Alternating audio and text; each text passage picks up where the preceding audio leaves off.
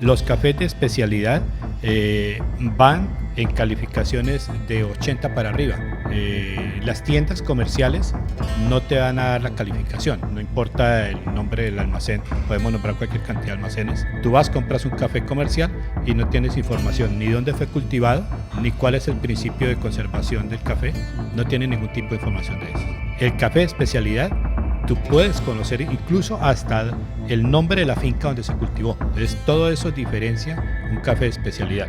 Y el café de especialidad tiene otra particularidad. Tú tomas un café comercial y lo vas a ver y es negro, y además de negro, amargo. Okay. No, el café de especialidad es café. Este es el color de un café. Es el café de especialidad y no es un café amargo. Los cafés no tienen que ser amargos. Si tú pides un café en la tienda y es un café amargo, hermano, es un café quemado. Que no es de especialidad, es un café que no vale la pena. Nuestro podcast es un podcast de café, es una invitación para que nos sentemos a tomar café contando historias de migración, historias de éxito aquí en este país hermoso que es Canadá. El día de hoy nos hemos salido de nuestro estudio y hemos venido directamente a uno de los cafés más bonitos de la ciudad de Quebec. Nos encontramos en las instalaciones de Café y Arôme, el patrocinador de nuestro podcast, en compañía de un amigo, un gran amigo desde hace muchos años, nos conocemos, Arismendi Lozada. ¿Qué tal, Arismendi? ¿Cómo estás? Muy bien, Cristian, muy contento de podernos encontrar y de compartir un café de especialidad en esta tarde. Bueno, Arismendi, eres periodista colombiano, llegaste a Canadá hace más de 20 años. ¿Qué recuerdas de esa etapa como periodista en Colombia? Bueno, durante todo ese periodo de tantos años que estuvimos y que seguimos aún implicados en el quehacer periodístico, pues hay muchas anécdotas, ¿no? Hay muchos aprendizajes también que cada día vivíamos cotidianamente. En medio de las dificultades también propias, sobre todo en nuestra región, en la región de Caquetá, donde ustedes también son, no es fácil hacer periodismo. Y como en el caso de ustedes, como en el caso mío, como en el caso de amigos como Martín Movilla, como de otros tantos que tuvieron que abandonar el país por razones de seguridad y en medio de todo el ajetreo que significa el ser periodista en el contexto, sobre todo el contexto de hoy que se vive y que en esa época se vivía también en nuestro país. ¿Qué te llevó a salir de Colombia? Bueno, las razones de seguridad. Como ustedes saben, durante ese periodo se desarrollaba el proceso de paz entre la guerrilla de las FARC y el gobierno del presidente Pastrana. El gobernador en ese momento, Pablo Adriano Muñoz, me llamó para solicitarme si podía contribuir precisamente a ayudar a buscar la paz en la región para asumir la responsabilidad como comisionado de paz para el Caquetá, y en efecto acepté reemplazar al doctor Vicente Torrijos, quien venía desempeñándose en ese cargo. Yo lo reemplacé a él, y posteriormente a la culminación del proceso de paz, como todos conocemos el resultado, que se rompieron los diálogos, pues se vino una situación delicada de seguridad, diríamos así, y esa fue la razón fundamental por la cual tuvimos que abandonar nuestro país. Bueno, tu llegada a Quebec ocurre también en una época donde no habían muchos medios de comunicación, redes sociales como el día de hoy. ¿Cómo fue esa llegada a Canadá? Bueno, cuando me preguntan cuántos llegan aquí, les digo 23 inviernos. ya no contamos los años, sino los inviernos. Por los inviernos, sí. Bueno, fue paradójico, ¿no? Porque en efecto no están las redes sociales. Yo recuerdo en Caquetá el primer teléfono celular que tuve fue una panela inmenso, grandísimo. Y llegar aquí, bueno, pues ya estaba el celular, era el único medio que había, pero todo funcionaba, por ejemplo, para llamar a Colombia era a través de tarjetas. Entonces compramos la tarjeta de $2.50 y marcábamos el número, y cuando decíamos aló, ya se nos ha acabado el tiempo. Entonces todas esas cosas que se vivieron, y lo único era el Messenger, era en eso al estilo del telégrafo en ese momento, pero es bonito ver todo el proceso, todo el avance que se ha ido teniendo a través de la tecnología en los últimos años. Y bueno, hoy estamos aquí en un podcast. Exactamente. Bueno, trabajaste también en la pastoral con la diócesis de Quebec. ¿Cómo fue esa etapa, ese paso por la iglesia? Bueno, fue y sigue siendo muy importante que yo sigo vinculado como diácono, más no ya como agente pastoral. Cuando llegamos aquí, coincidimos con la llegada del cardenal Marguelet. El cardenal Marguelet había trabajado en Colombia, en el seminario en Manizales, en Bogotá, creo que en el Intermisional San Luis Beltrán de Bogotá. Llegamos y de una vez, él acaba de llegar como arzobispo primado de Canadá, a Quebec. Nos encontramos y tuvo un gesto que fue muy, muy hermoso y creo que eso marcó como el hilo conductor a seguir, ¿no? Porque su saludo fue: bienvenido a tu casa. Me hizo sentir que yo no era un extranjero. Y esa abertura eso ayuda marcó mucho, ¿no? Ah, sí, claro. Y de ahí desarrollamos una muy buena amistad con el cardenal Marguelet y posteriormente con el cardenal Gerald Cyprien Lacroix, que es nuestro arzobispo primado de Canadá en este momento. Y fue una experiencia muy hermosa y sigue siendo una experiencia muy hermosa durante estos 20 y pico de años que estuve como agente pastoral. Finalmente fui ordenado diácono permanente aquí en la diócesis de Quebec. Ejerzo el diaconado, acompaño a la comunidad latinoamericana, no necesariamente católica latinoamericana, la comunidad latinoamericana, porque el servicio diaconal precisamente se basa en servir, y servir no solamente al interior de una periferia, sino al exterior de esa periferia donde están todos nuestros hermanos. El hermano inmigrante que llega, el hermano quebequense que tiene una necesidad, donde no hay un color, no hay una raza, no hay un idioma, sino que todos somos unos. ¿Cómo es ese proceso de poder llegar a un país y emprender un negocio de café? ¿Ya sabías de café? ¿Cómo es esa relación tuya con el café? Bueno, la relación mía con el café, bueno, desde la infancia. Mi familia es cafetera de, valga la cuña, de Pitalito, Huila. Okay. De ahí traemos el cafecito que nosotros tostamos acá. Mis abuelos, la finca de mis abuelos maternos y paternos, cafetera. Mis padres vinculados al café, mi madre, mi padre, mis tíos que siguen todavía en el oficio del café.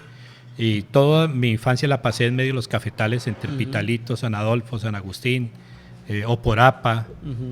Siempre estuvo vinculado mi infancia, mi juventud al café. Ya en el transcurrir de los años, pues ya cuando va uno se vuelve citadino, entonces ya las cosas cambiaron un poco, pero luego de hace unos años de dejar el oficio como agente pastoral en la parroquia, hubo un momento que dije, bueno, el café siempre ha sido un sueño, siempre teníamos el sueño de traer café, de importar café, de ofrecer, pero no cualquier café. No queremos y no pretendíamos ser un café más, sino ser un café de especialidad. Que cuando la persona se tome un café de que traemos, sienta el verdadero gusto y desarrolle la pasión por el buen café. Café comercial lo encontramos en todas partes. Si quieres un café especial, contáctenos. Okay.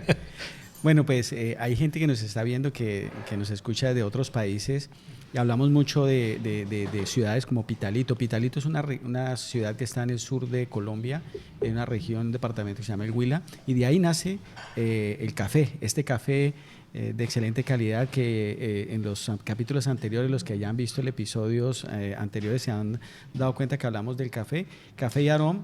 Es este café cultivado por campesinos colombianos que día a día pues trabajan en eso, ¿no? Esa es su labor diaria, cultivar el café seleccionado grano a grano para exportar el mejor café. Así es que si ustedes quieren café de buena calidad, yo les recomiendo Café y Aroma.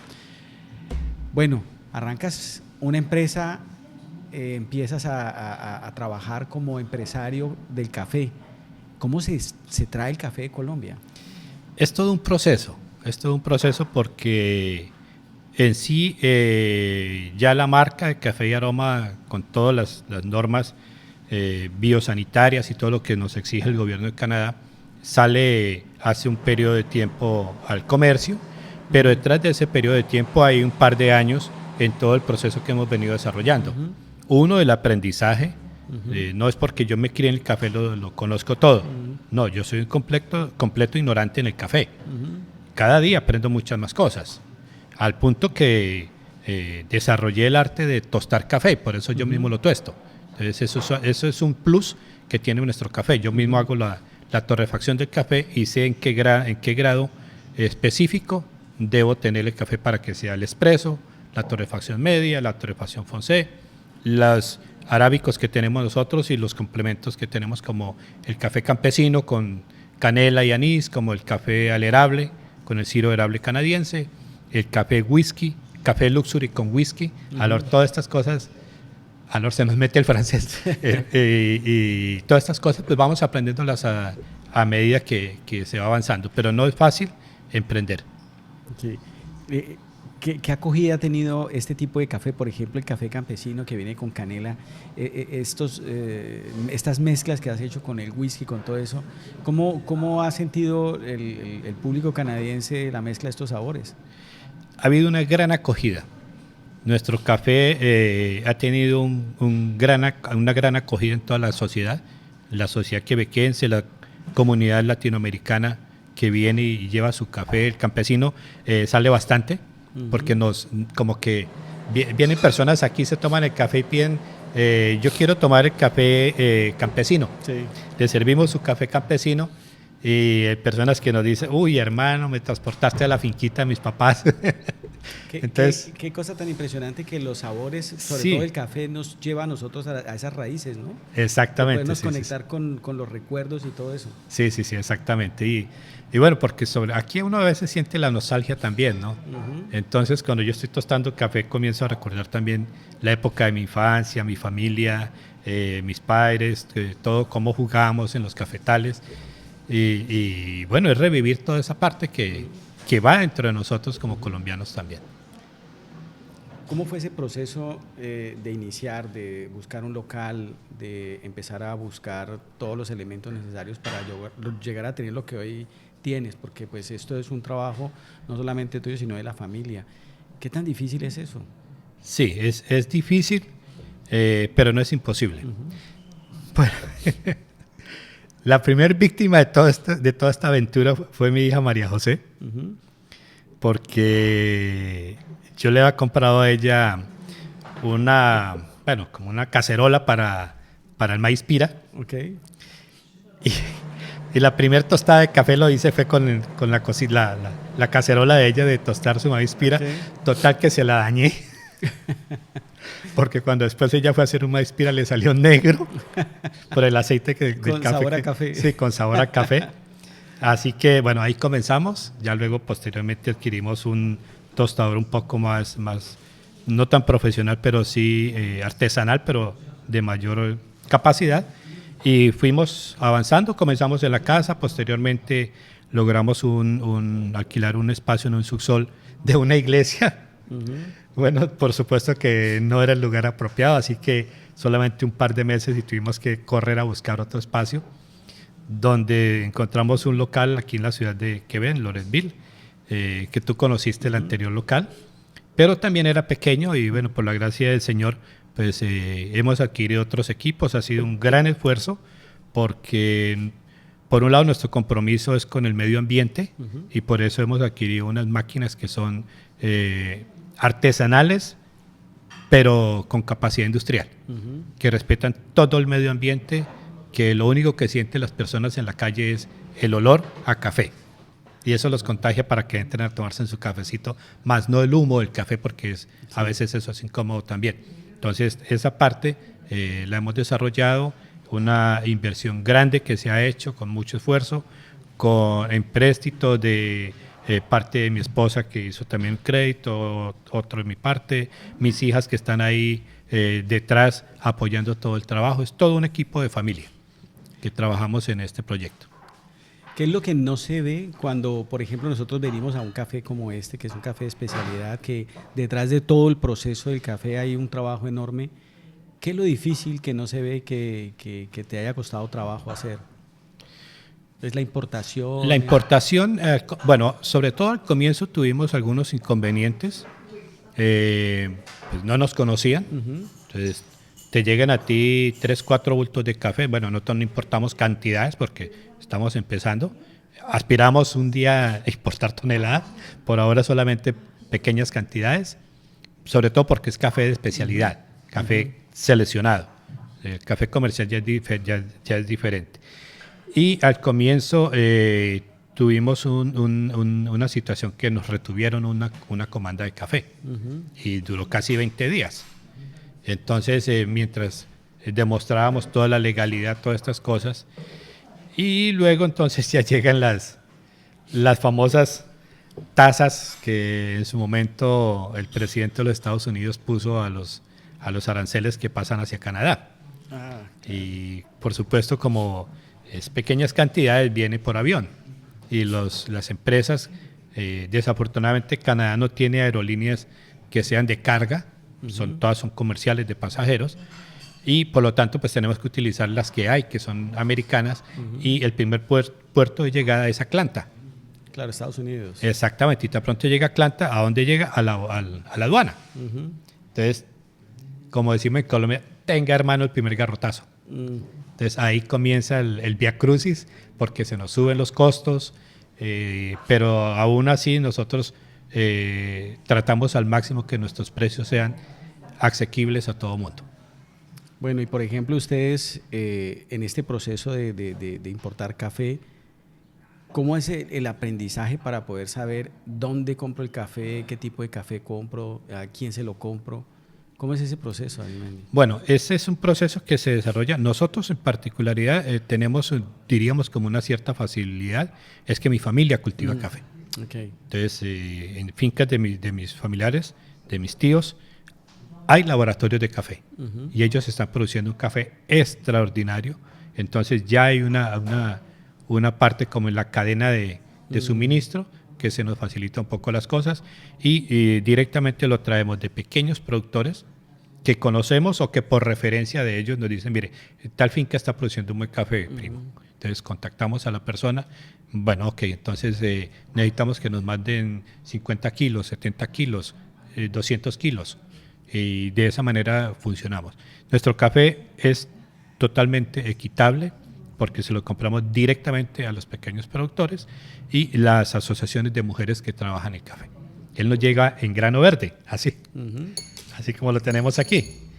Y luego ya entonces hacemos todo el proceso de tostado. De tostadito de este delicioso café. Como este que tenemos es un espresso, que lo tostamos, es un espresso que no tiene el aceite como tal de los espressos comerciales, porque eso bloquea el filtro de las máquinas. Y decimos, se me dañó la máquina. No, no es la máquina, es que es un café que está mal tostado. ¿Cuál es la diferencia entre un café de buena calidad o el puntaje que tiene el café? Por ejemplo, tú me hablabas que hay un café que es de 84. ¿Ese puntaje de qué se trata? ¿Cómo se mide? ¿Tiene que ver con el café que traes de Colombia? ¿El cultivador? ¿De qué se trata el puntaje?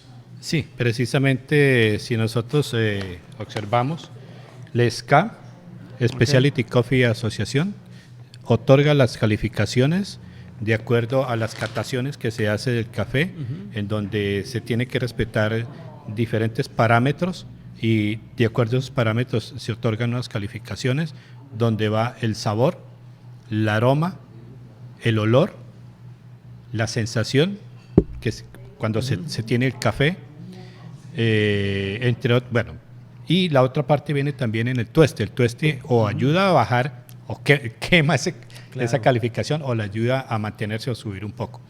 Los cafés de especialidad van en calificaciones de 80 para arriba. Las tiendas comerciales no te van a dar la calificación, no importa el nombre del almacén, podemos nombrar cualquier cantidad de almacenes.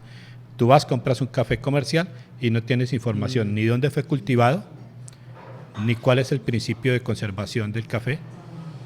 No tiene ningún tipo de información de eso. El café de especialidad, tú puedes conocer incluso hasta el nombre de la finca donde se cultivó. Entonces, todo eso diferencia un café de especialidad. Y el café de especialidad tiene otra particularidad. Tú tomas un café comercial y lo vas a ver y es negro.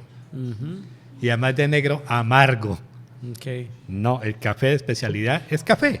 Claro. Este es el color de un café.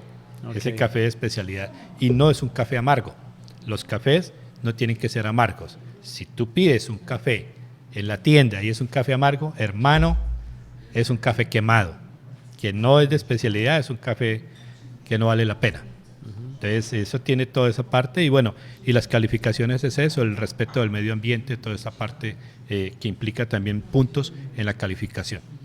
Hasta ahora, por ejemplo, ¿qué tipo de café importas? ¿Con qué calificación? En este momento tenemos 90 y 92, que es lo que tenemos en este momento. Esperamos un día tener 98, 100 puntos sobre 100, pero es difícil 100 sobre 100, pero nuestro café es de 90 a 92 puntos, que es una extraordinaria calificación y la calidad, y eso es lo que nuestro café se está demarcando de la, diríamos como de las competencias, porque usted sabe que Canadá es consumidor de café y hay cafés en cada esquina, pero nuestro café marca la diferencia. Claro. Marca la diferencia desde el tostado, el olor, el aroma, la manera como se prepara, cómo se empaca. Todo esto tiene que ver también en esta parte. ¿Te gusta lo que haces ahora? ¿Te gusta trabajar con el café? Hermano, estoy feliz. Sí. Sí, soy feliz en lo que hago.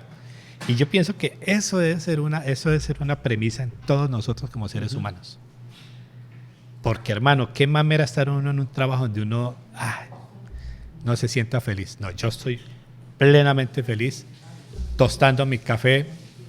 A veces hasta me río de mí mismo cuando estoy solo tostando café. Regularmente tuesto martes y jueves, pero los lunes está cerrado y a veces yo tuesto para algunas comandas. Comienzo yo a degustar ese olor. Si hubiera una cámara escondida por ahí, creo que me pillan como, yo me deleito en el olor del café cuando comienza a salir del torrefactor y todo eso, hermano. Entonces, no, yo soy feliz con lo que estoy haciendo y esa felicidad, ese amor, esa pasión que tengo por el café, por el buen café que me transmitieron mis abuelos, mis padres, la familia, es lo que quiero transmitirle a toda la clientela cuando se toma un trago de café. Cuando coge y toma un café de especialidad, que sienta que detrás de ese sorbo, de ese trago de café, hay toda una historia, no de una familia, de miles y miles de familias que trabajan honestamente en nuestro país.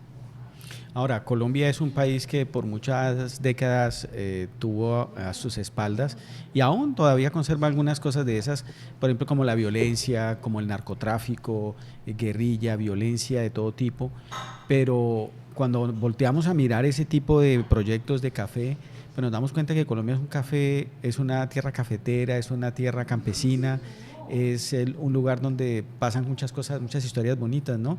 Y eso que me cuentas del café, le da a uno como ese orgullo colombiano de portar el nombre de ser colombiano gracias a este grano de café, ¿no? Sí, eso, absolutamente. Es una realidad que nosotros no podemos tapar con los ojos. Lo que vive el país, lo que vivió en el pasado, lo que sigue viviendo. También ser conscientes que en el caso concreto, por ejemplo, del narcotráfico, no es un problema de Colombia solamente, es un problema de salud mundial. Esto no es un cuento de que es Colombia o que es tal otro país. No, no, no, esto nos incumbe a todo el mundo, a todos los países, porque se convirtió en un problema de salud mundial.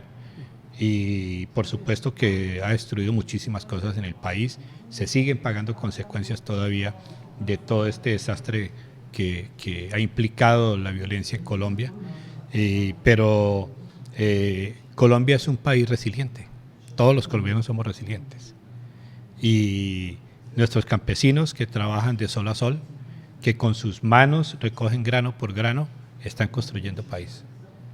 Y lo mínimo que nosotros podemos hacer en el exterior es apoyar a estos colombianos, a estos campesinos que se levantan, hermano, a las 4 o 5 de la mañana y se están acostando a medianoche para buscar un sustento, para hacer las cosas bien, frente a algunos que harán las cosas mal, pero que la gran mayoría de colombianos somos gente berraca echada para adelante.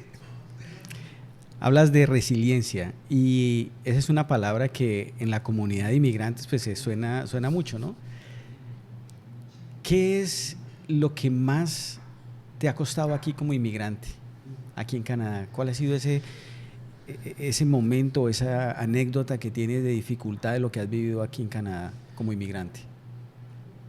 Bueno, en cierta manera usted sabe que la discriminación existe en todos los ámbitos, pero es algo que yo lo llamo circunstancial, porque es una circunstancia.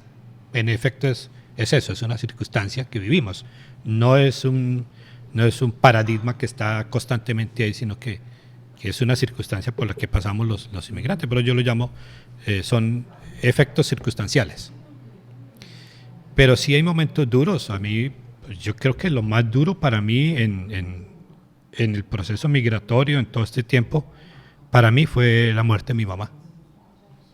Porque en el 2020, pico de la pandemia, 30 de diciembre, ella fallece no por el COVID, fallece en Florencia, rodeada de todos mis hermanos, y yo no pude moverme. No habían aeropuertos ni para entrar ni para salir de Canadá. Y en últimas decíamos con mi esposa, y si llegáramos a conseguir por cualquier lado pasar frontera a Estados Unidos y consiguiéramos algo para llegar a Bogotá, y de Bogotá a Florencia, ¿quién nos iba a llevar? Si el país estaba paralizado también. Entonces, y eso fue el momento más, yo pienso que lo más duro para nosotros, todos como inmigrantes, es la familia. Que estamos aquí, sí es un país de muchas oportunidades, todo lo que queramos, pero hay un vacío. Y ese vacío no se llena porque es la familia. Nos queda siempre faltando ese centavito para el peso, hermano. Sí, esa experiencia que acabas de compartir también la viví yo con la muerte de mi padre. Tampoco pude viajar por circunstancias bueno, en esa época mi hijo estaba enfermo también, fue diagnosticado con cáncer y no pude viajar. Entonces yo comparto mucho ese dolor, ese momento difícil de tomar una decisión, o en el caso tuyo no fue una decisión, sino fue una circunstancia en la que no podías viajar. Pero pienso que esa es la parte más difícil del inmigrante, ¿no? Salir y alejarse de sus seres queridos, de sus amigos, de toda la gente con la que uno compartió, con la que uno creció, y de la noche a la mañana empiezas de cero, ¿no? Así es. Sí. Y bueno, en cierta manera, siempre uno dice, hay que comenzar de cero, pero no. Porque ya traemos un bagaje, ya tenemos unos conocimientos, las experiencias. Claro que la maleta que traemos llena de sueños, cuando aterrizamos y la abrimos, comenzamos a mirar qué era esos sueños, que hay otra realidad diferente, pero que hay que hacerle frente a esa realidad y que nos conlleva a confrontarnos nosotros mismos, a vivir precisamente la resiliencia y a tomar decisiones. O me quedo donde estoy o me proyecto hacia otras cosas. Entonces, tuve la dicotomía también de ese momento cuando salgo de la diócesis, de la parroquia como agente pastoral.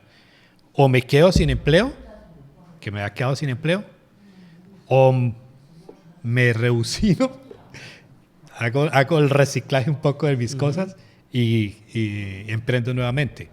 Y bueno, dijimos, aquí estábamos para el café, que era un sueño para realizarlo, y con la gracia del Señor lo estamos realizando. ¿En esa maleta de sueños venía el café? Sí, también porque de hecho hace varios años contactamos una empresa cafetera en Colombia, muy reconocida. Quisimos mirar la posibilidad de abrir una franquicia aquí, pero no, imposible. Costos, todo, no, era imposible. Bueno, y también sabíamos que había permiso en Estados Unidos, pero Canadá no tenía, o creo que todavía no tiene el permiso para abrir esa marca acá. Okay. Así que dijimos, no, porque vamos a tener marcas prestadas, saquemos la nuestra. Arismendi, cuando llega una persona acá, descubre este café y toma su primer sorbo y siente todo eso, tú como empresario, ¿qué sientes en ese momento? Yo siento una felicidad, hermano. Sí, para mí eso ya es una recompensa. Claro, está la compensación monetaria porque hay que pagar costos y todo, pero la satisfacción personal está ahí. Y creo que eso ha demarcado nuestro café también acá, que nuestros clientes vienen y se van satisfechos. Tuvimos una experiencia de que vamos a desarrollar el proyecto porque vamos a empezar a hacer talleres de café, y partió de un cliente que vino, que pidió un café. Mientras se lo estaba tomando, yo estaba tostando café y él estaba haciendo un en directo y yo no me he dado cuenta que estaba haciendo en el directo. Y él comenzó a hablar de que partía del café con su bolsa de café recién tostado. Porque me dijo, es que puedes empacarme el café que acabas de tostar. Y claro, con mucho gusto. Entonces le empaqué, le sellé su bolsa y se fue con su libra de café tostado hacía 20 minutos. Entonces eso marca la diferencia y eso a mí me llena de satisfacción. Claro, porque no es, bueno, sí, existen muchos negocios de café alrededor de la isla, hay muchos negocios italianos y hay variedad de café que viene también de especialidad. De hecho, nosotros tuvimos aquí una invitada que les recomiendo que vean, aquí les dejo el espacio para que vayan y miren el café Chasca, que es un café también de especialidad que viene de Perú. Y bueno, pues tanto café que hay, tantas variedades que existen, tantas cosas que hay, pues ver este espacio aquí en Quebec, sentir de que estás haciendo patria acá, pues debe sentirse muy agradable para la comunidad que tienes acá, ¿no? Entonces, en ese mismo orden de ideas, ¿qué sientes tú aquí de tener este espacio para la comunidad, de poder brindar también ese pedacito de Colombia para toda la comunidad canadiense aquí, ¿no? No solo latinoamericana. Como decimos en francés, joie. Sí, felicidad. Felicidad de saber que estamos aportando nuestro granito de arena para el bienestar no solamente de nuestra familia, de muchas personas. Los campesinos que producen el café, que lo cultivan, toda la cadena que viene detrás de una bolsa de café.